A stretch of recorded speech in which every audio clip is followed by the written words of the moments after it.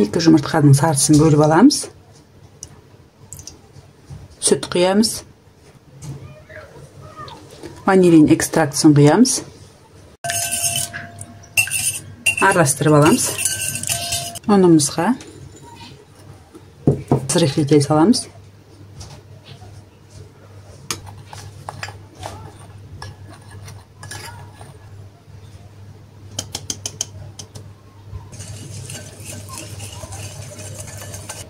Лимон шырынын құйып.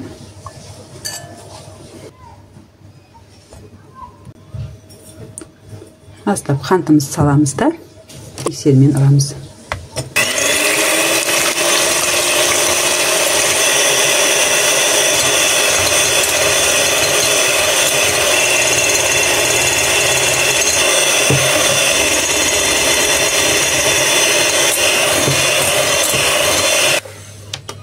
Болу керек. Осылай тексеріп қарайсыздар.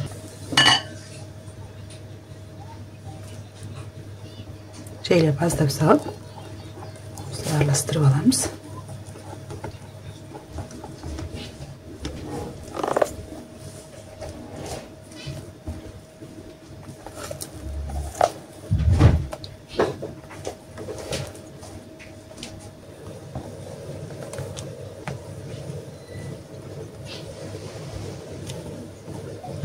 Табамызды қыздыруға қойып, майымызды жағамыз түбіне. Артық майы болса сүртіп алып тастаймыз.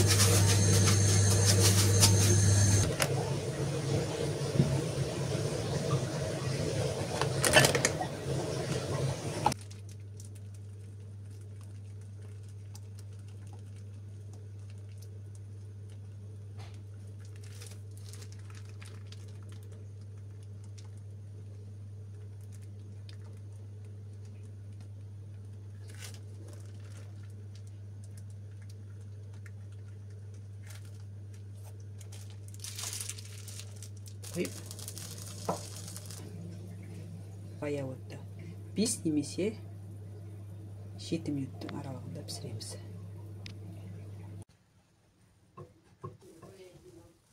Өстіп аударамыз жайлап.